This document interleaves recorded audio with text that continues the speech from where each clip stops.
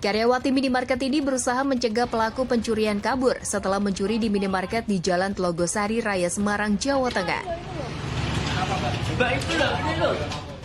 Karyawati minimarket yang diketahui bernama Fani tersebut mengejar pelaku hingga di parkiran minimarket dan menarik jaket pelaku untuk meminta dikembalikannya barang yang dicuri. Namun pelaku terus mengelak dan berusaha kabur dengan sepeda motornya. Bahkan Fani sempat terseret saat berusaha menahan laju sepeda motor karena memegang jaket pelaku. Setelah video tersebut viral, polisi akhirnya menangkap pelaku bernama Nur Cahyo warga Lamper Tengah, Semarang. Pelaku yang bekerja sebagai kuli bangunan ini mengaku semula ia ingin membeli susu. Namun ternyata uangnya kurang, sehingga berinisiatif untuk mencuri barang di minimarket tersebut agar bisa dijual dan uangnya dibelikan susu untuk anaknya.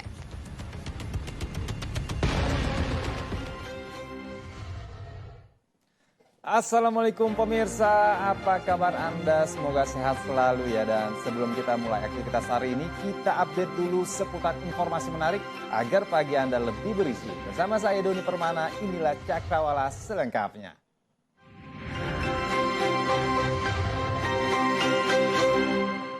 Usai libur Hari Raya Idul Fitri 1445 Hijriah, ruas Jalan MT Haryono Cawang Kramat Jati, Jakarta Timur kembali macet. Beginilah kondisi arus lalu lintas di Jalan MT Haryono menuju Gatot Subroto. Tampak kepadatan antrian kendaraan roda 2 dan roda 4 yang hendak menuju pusat perkantoran di Jakarta Selatan maupun Jakarta Pusat setelah habisnya masa cuti bersama Lebaran. Selain itu, di jalan tol dalam kota dari arah Halim menuju Gatot Subroto juga mengalami kepadatan. Sedangkan di jalan arteri dari Cawang menuju Gatot Subroto, kepadatan lalu lintas membuat sejumlah kendaraan roda 2 menerobos trotoar pejalan kaki. Namun, arus lalu lintas sebaliknya di ruas jalan arteri Gatot Subroto dan jalan tol dalam kota menuju Halim lancar. Puncak arus balik Lebaran 2024 di Pelabuhan Tanjung Perak, Surabaya terjadi pada hari Selasa. Sedikitnya 12.000 orang berangkat dari Surabaya menuju sejumlah wilayah di Kalimantan dan Sulawesi usai masa liburan Idul Fitri 1445 Hijriah berakhir. Gelombang arus balik mudik dari wilayah Jawa Timur melalui Pelabuhan Tanjung Perak, Surabaya ke sejumlah wilayah di Indonesia Timur terjadi pada Selasa siang. Pelabuhan Kalimas dan Terminal Penumpang Gapura Surya Nusantara memprediksi peningkatan penumpang mencapai 14.500 orang. Tujuan pemudik melalui Pelabuhan Tanjung Perak ini diantaranya Makassar, Sulawesi Selatan, dan Balikpapan, Kalimantan Timur. Untuk menunjang kebutuhan arus balik, Otoritas Pelabuhan Tanjung Perak Surabaya siap mengoperasikan 37 kapal. Hari ini merupakan hari pertama kerja bagi para aparatur sipil negara setelah libur Lebaran 2024. Di lingkungan Pemprov DKI, para ASN memasuki kantor tepat waktu pada hari pertama kerja. Cuti bersama Hari Raya Idul Fitri 1445 Hijriah sudah berakhir. Seluruh aparatur sipil negara di lingkungan Pemprov DKI mulai kembali bekerja normal. Para ASN yang bekerja di sektor pelayanan publik atau yang berinteraksi langsung dengan masyarakat datang tepat waktu. Kendati demikian, hari ini tidak semua ASN DKI Jakarta bekerja dari kantor. Mengutip dari Kepala Badan Kepegawaian Daerah Maria Kiptia, ASN dipersilakan bekerja dari rumah pada 16 dan 17 April 2024, ini merujuk surat edaran Menpan RB. Namun WFH dilakukan secara selektif kepada ASN yang melakukan perjalanan mudik dan tidak memberikan pelayanan langsung kepada masyarakat. ASN yang melakukan WFH tetap harus mengikuti peraturan dengan melakukan absensi mobile dan melaporkan capaian kinerja harian. Ratusan aparatur sipil negara ASN di Banjar, Jawa Barat ikut apel gabungan usai libur Lebaran. Sementara inspeksi ASN juga digelar pemerintah Kabupaten Tangerang untuk memastikan pegawai telah aktif bekerja.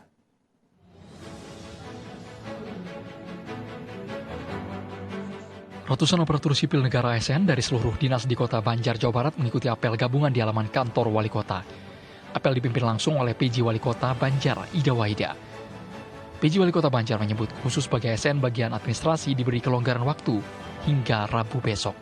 Sementara ASN di bagian pelayanan masyarakat harus masuk 100%. Usai apel, seluruh ASN diwajibkan mengisi daftar absensi. Bila terdapat ASN yang mangkir tanpa keterangan akan diberi sanksi teguran. Sekretaris Daerah Kabupaten Tangerang melakukan inspeksi sejumlah dinas untuk memastikan keberadaan para pegawai. Sejumlah dinas menjadi sasaran inspeksi mendadak.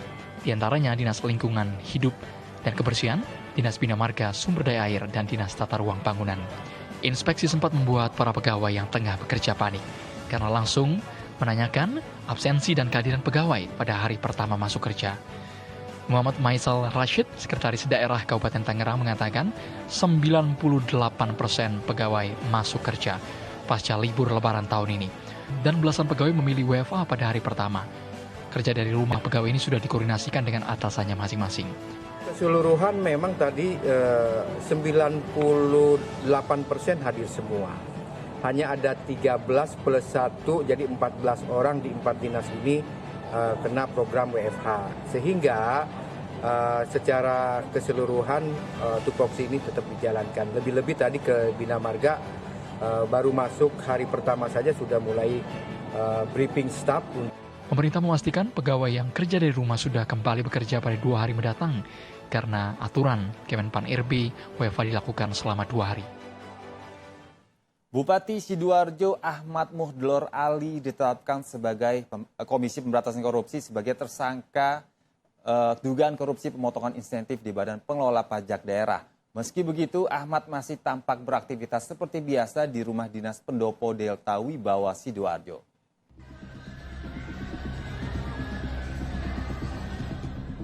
Komisi Pemberantasan Korupsi KPK menetapkan Bupati Sidoarjo Ahmad Muhdlor Ali sebagai tersangka dugaan korupsi pemotongan insentif di lingkungan Badan Pelayanan Pajak Daerah yang merugikan negara sebesar lebih dari 2,7 miliar rupiah. Sebelumnya, KPK juga telah menetapkan status tersangka kepada 2 ASN dengan dugaan kasus yang sama. Pada Selasa pagi, Ahmad Muhdlor Ali tampak masih beraktivitas seperti biasa di rumah dinas dan pendopo Delta Wibawa Sidoarjo menerima sejumlah tamu untuk bersilaturahmi halal bihalal Lebaran 2024. Terkait penetapan tersangka oleh KPK terhadap dirinya, Gus Muhdlor mengaku menghormati proses hukum yang sedang berjalan. Aku menghormati keputusan yang kemudian dikeluarkan oleh KPK, sehingga saya juga mohon doa dari seluruh masyarakat Sidoarjo termasuk terkait dengan langkah-langkah lebih lanjut, mungkin nanti bisa detailing lagi bersama teman-teman dari tim pengacara kami.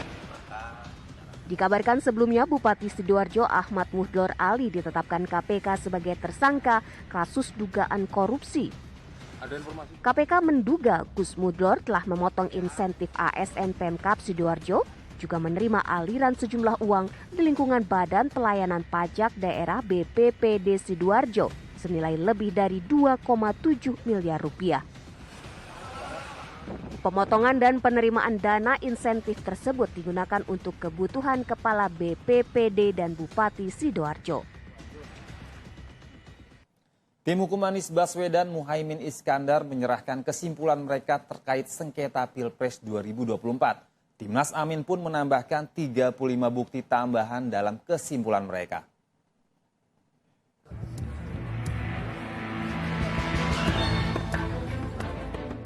Tim Hukum Nasional Anies Muhaimin menyerahkan kesimpulan sidang perselisihan hasil pemilihan umum ke Mahkamah Konstitusi.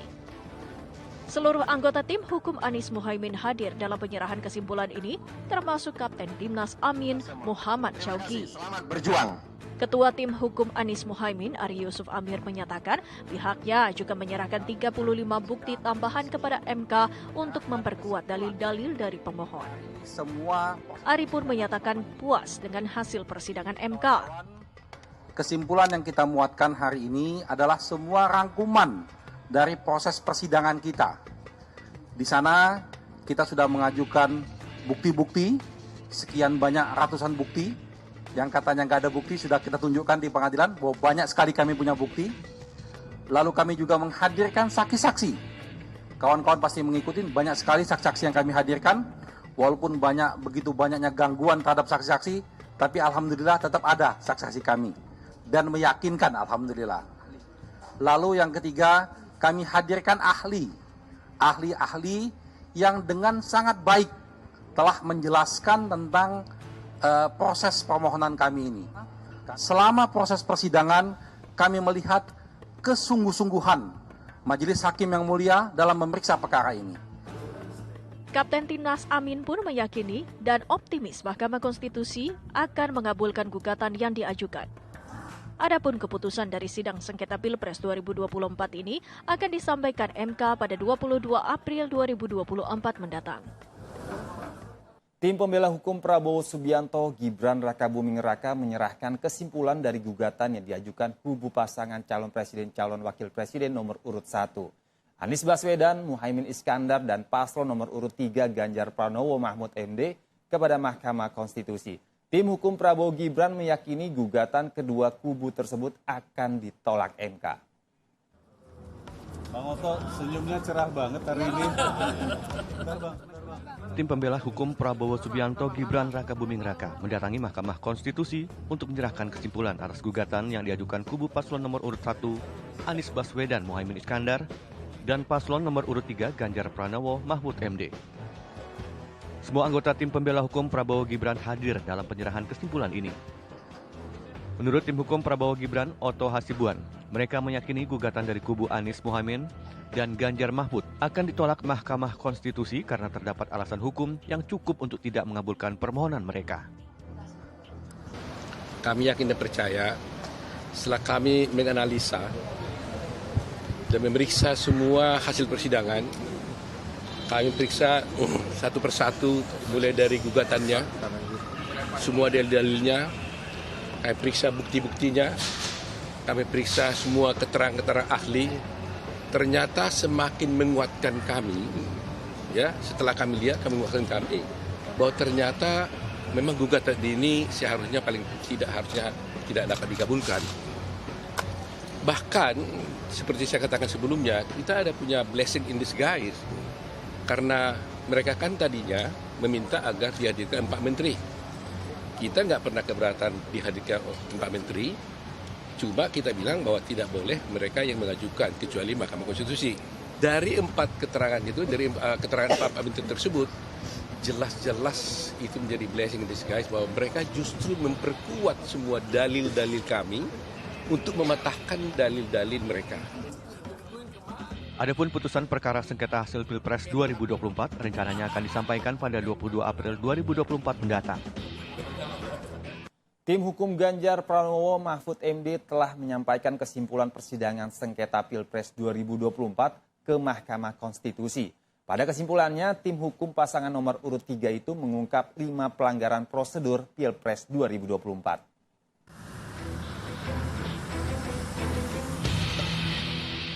Tim hukum calon presiden dan wakil presiden nomor urut 3, Ganjar Pranowo Mahfud MD resmi menyerahkan dokumen kesimpulan terkait sidang sengketa pemilihan presiden Pilpres 2024 ke Mahkamah Konstitusi.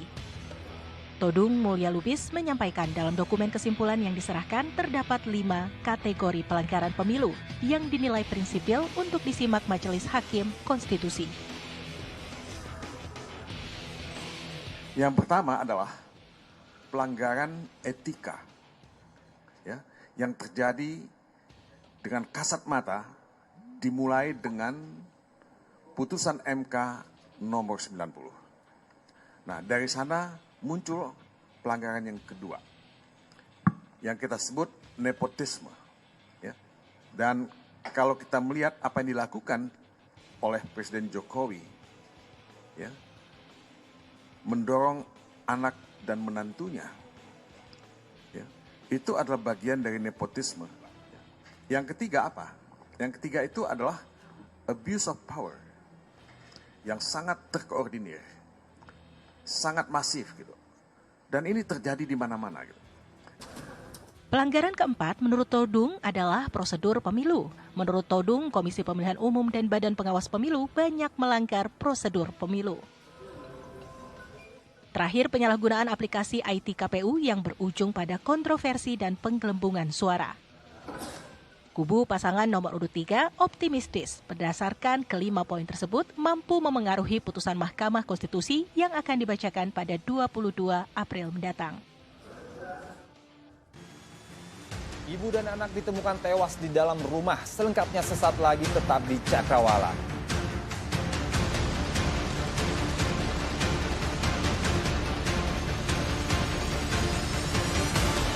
Terima kasih pemirsa, Anda masih menyaksikan Cakrawala bersama saya Doni Permana.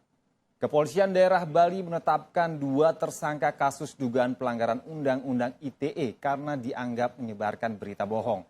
Penetapan 2 tersangka, seorang ibu rumah tangga dan seorang pemilik akun media sosial tersebut adalah buntut dari laporan korban berinisial BA yang dituduh berselingkuh dengan suami korban.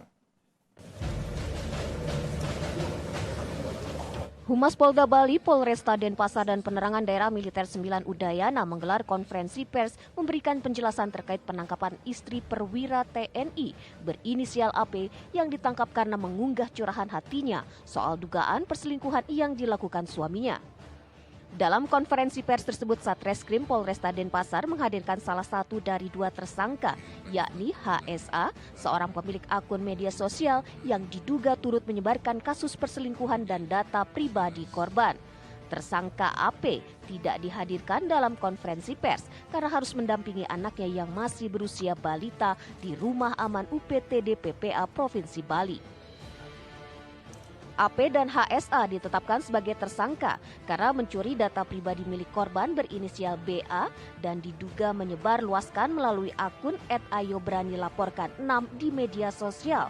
Korban BA disebut-sebut sebagai selingkuhan dari suami tersangka AP yang juga seorang anggota TNI Kodam 9 Udayana berinisial Letu CKM HMA. Kini akun tersebut lenyap dan tidak dapat diakses. Dalam penyelidikan terungkap tindakan tersebut dilakukan untuk memviralkan proses perkara KDRT dan asusila yang sedang dijalani Letu CKM HMA di Pomdam 9 Udayana. Bersama-sama mentransmisikan dan menyebarkan data elektronik berupa foto pribadi dan keluarga korban tanpa seizin dari korban.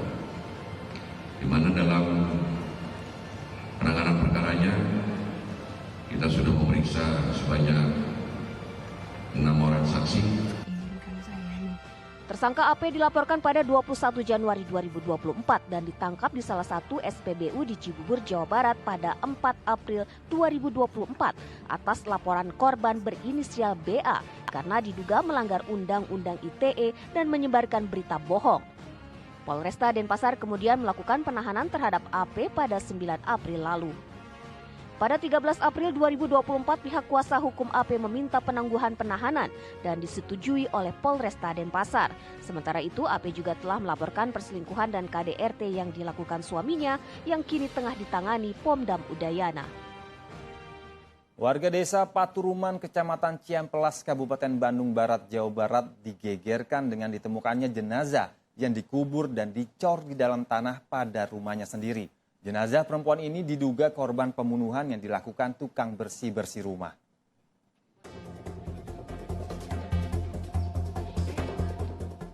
Petugas kepolisian dari Polres Cimahi langsung menangani kasus pembunuhan sadis di Desa Pataruman, Kecamatan Ciampelas, Kabupaten Bandung Barat, Jawa Barat pada Selasa pagi. Dengan penjagaan ketat, petugas kepolisian langsung memeriksa rumah korban inisial DH, usia 42 tahun yang hidup sendiri di rumahnya di Komplek Bumi Citra Indah, Desa Pataruman, Kecamatan Ciampelas, Kabupaten Bandung Barat. Diduga korban ditemukan tewas dengan kondisi badan terikat dan dicor di ruangan dapur dengan ditutupi keramik. Dugaan sementara, pembunuhan sadis ini dilakukan oleh orang yang membersihkan rumahnya. Nah ini ketahuannya baru malam tadi Pak. Ketahuan setelah banyak polisi di sini, warga keluar. Nah, di sini baru ketahuan ternyata si korban yang dinyatakan hilang ini ternyata sudah terkubur di dalam rumahnya. Itu aja yang dari warga ya tahu. Di mana kita, Pak? Posisinya? Posisinya di dapur. di dapur. Dicor? Ya? Dicor? Enggak sih, digali, dikubur biasa. Kemana si I ini gitu kan? Nah, dari situ akhirnya kita amankan. Kemudian dengan alat bukti awal yang sudah kita miliki kita amankan. Kemudian pelaku tidak bisa menyangkal. Dan ada pengakuan dari si pelaku itu bahwa memang korban dikubur di sini. Iya, dan untuk titik penguburan ini pelaku yang menjelaskan bahwa dikubur di sini. Peristiwa bermula dari pencarian korban yang sudah lama hilang selama 3 minggu. Sementara korban diduga dibunuh oleh warga setempat yang bekerja sebagai tukang bersih-bersih. Hingga saat ini tim Inafis Polres Cimahi masih melakukan olah tempat kejadian perkara untuk mengevakuasi jenazah korban yang terkubur di tanah di ruangan dapur. Seorang ibu dan anak ditemukan tewas dibunuh di dalam rumah mewah di Kota Palembang, Sumatera Selatan. Pihak kepolisian masih terus melakukan penyelidikan dan atas kejadian ini. Berita ini sekaligus menutup perjumpaan kita pagi ini. Saya Doni Permana pamit undur diri. Tetap semangat dan wassalamualaikum.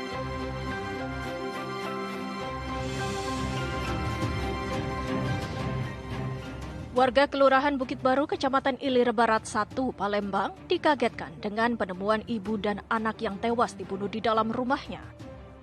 Korban masing-masing bernama Wasilah, 40 tahun, dan putrinya Farah, 16 tahun. Mayat keduanya ditemukan di ruangan berbeda. Sang ibu ditemukan di garasi rumah dalam kondisi tertelungkup dengan benda tajam berupa pengki besi masih tertancap di kepala, sementara anaknya tewas dengan luka senjata tajam di dalam kamar. Polisi yang menerima laporan atas kejadian ini langsung mendatangi lokasi untuk melakukan olah TKP. Ibunya kita temukan di garasi depan, kemudian anaknya saudari almarhum Farah ditemukan di kamarnya dengan luka yang bekas tusukan yang mematikan. Saat ini kami sedang melakukan olah TKP di tempat kejadian perkara ini.